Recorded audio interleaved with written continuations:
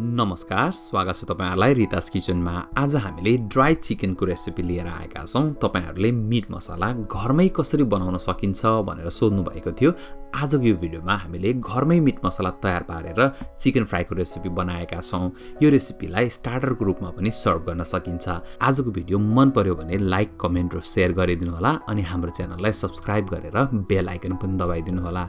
यो भिडियोलाई चाहिने सम्पूर्ण सामग्रीहरुको लिस्ट हेर्नलाई डिस्क्रिप्सनमा क्लिक गर्नु होला। आउनु सुरु गरौँ आजको यो रेसिपी। आजको रेसिपी बनाउनलाई सबैभन्दा पहिला त हामीले एउटा प्यान लिएका छौं र यो प्यानमा सबै होल गरम मसलाहरुलाई एड गरिदिएका छौं।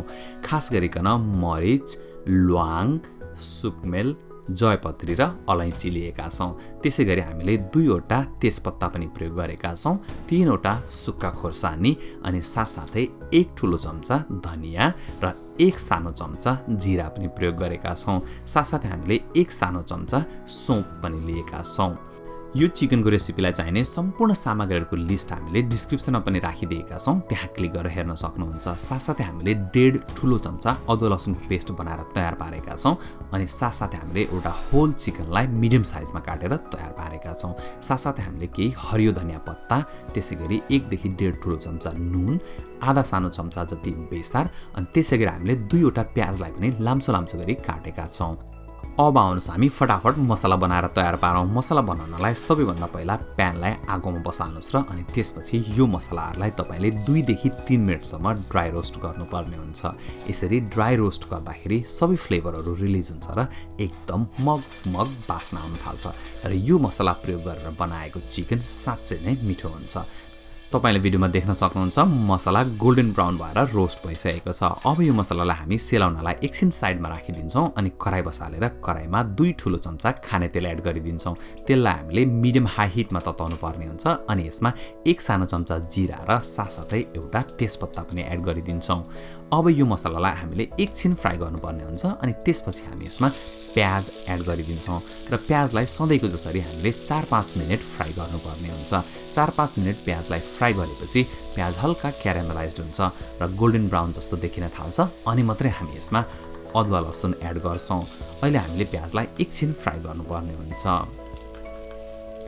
अब यो प्याजमा तपाईले अदुवा लसुनको पेस्ट एड गरिदिनुस् र अनि अदुवा लसुनलाई पनि 1-1.5 मिनेट प्याजसँगै फ्राई गर्नु होला। तर ध्यान दिनु होला अदुवा लसुनलाई डढ्न भने चाहिँ दिन हुँदैन।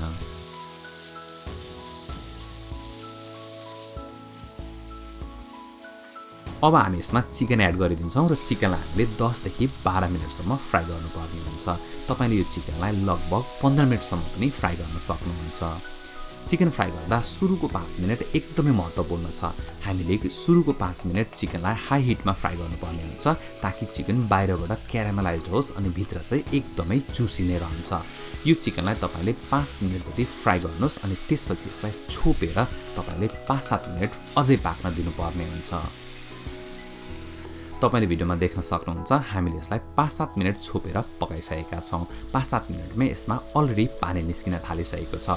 यो चिकनलाई एकछिन फ्राई गर्नुस् अनि त्यसपछि छोपेर 5-7 मिनेट पाक्न दिन्छौं अनि यही बीचमा आउनुस् हामी फटाफट मसला पनि पिसेर तयार पारौं। तपाईसँग भएको एउटा ब्लेन्डर लिनु होला र त्यो ब्लेन्डरमा अघि हामीले रोस्ट गरेको सबै होल गरम मसलाहरुलाई एड गरिदिन्छौं र यो मसलालाई हामीले पिसेर पाउडर बनाउँछौं र त्यो पाउडरलाई तपाईले कुनै पनि मासुको डिशमा प्रयोग गर्न सक्नुहुन्छ। खसीको मासु होस्, कुखुराको मासु होस्, त्यसमा यो मसला प्रयोग गरेर बनाउनु होला, एकदमै मिठो हुन्छ। अब तपाईले यो चिकनलाई हेर्नुस् यसमा कति धेरै पानी निस्किसकेको छ। हामीले यो चिकनलाई लगभग 12-14 मिनेट पकाइसकेका छौं। यसमा यति धेरै पानी निस्किएको छ। अब यो चिकनलाई तपाईले नढाकिकन पानी सुकुन्जेलसम्म पकाउनु पर्ने हुन्छ। 5-7 मिनेट तपाईले पकाइसकेपछि लगभग यस्तो देखिन थाल्छ। हामीले यसमा बेसार एड गरेको छैन, त्यसैले यो हल्का कालो जस्तो देखिएको छ। अब यसमा हामी बेसार एड गरिदिन्छौं। बेसार एड गरेर एकपल्ट चलाउनु होला। तपाईले देख्न सक्नुहुन्छ कलर अलरेडी चेन्ज हुन थालेको छ। तपाईले भिडियोमा देख्न सक्नुहुन्छ मासु एकदमै पहेँलो देख्न थालेको छ। अब यसमा हामीले नुन एड गरिदिन्छौं। नुन आफ्नो स्वाद अनुसार एड गर्नु होला। यदि तपाईले झोल मासु बनाउने सोच्दै हुनुहुन्छ भने हल्का बढी नुन चाहिन्छ। यो मासुलाई 5-7 मिनेट फ्राई गरेपछि अनि तपाईले भिडियोमा देख्न सक्नुहुन्छ मासुबाट हल्का तेल छुटिन थालेको छ। यस्तो भयो भने मासु तयार भइसकेको छ। यो मासु बिल्कुल सर्भ गर्नलाई रेडी छ। तर तपाईलाई अझ हल्का कलर चाहिन्छ भने यसलाई अझै 4-5 मिनेट तपाईले लो मिडियम फ्लेममा फ्राई गर्न सक्नुहुन्छ।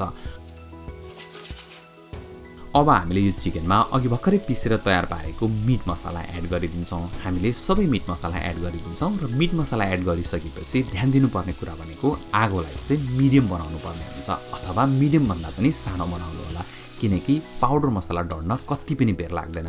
कहिलेकाहीँ पाउडर मसाला डढ्छ र अनि चिकन एकदमै कालो देखिन थाल्छ र स्वाद पनि मिठो हुँदैन। त्यसले गर्दाखेरि ध्यान दिनु होला, यदि डढ्नै आट्यो भने हल्का पानी पनि प्रयोग गर्न सक्नुहुन्छ। अब हामी अन्तिममा यसमा मसिनो गरी काटेको हरियो धनिया पत्ता एड गरिदिन्छौँ। हरियो धनिया पत्ता एड गरिसकेपछि यसलाई एकपटक राम्रोसँगले मिक्स गरिदिनु होला अनि यसलाई आफूलाई मनपर्ने स्टाइलमा सर्भ गर्न सक्नुहुन्छ।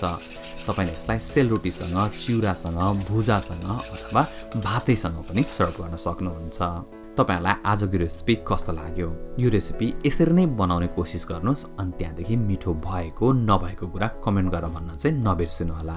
तपाईहरुलाई रेसिपी मन परेको भए लाइक, कमेन्ट र शेयर गरिदिनु होला। साथसाथै हाम्रो च्यानललाई सब्स्क्राइब गरेर हामीलाई सपोर्ट पनि गरिदिनु होला। अर्को रेसिपी लिएर फेरि आउने छौं। आजलाई धेरै धेरै धन्यवाद।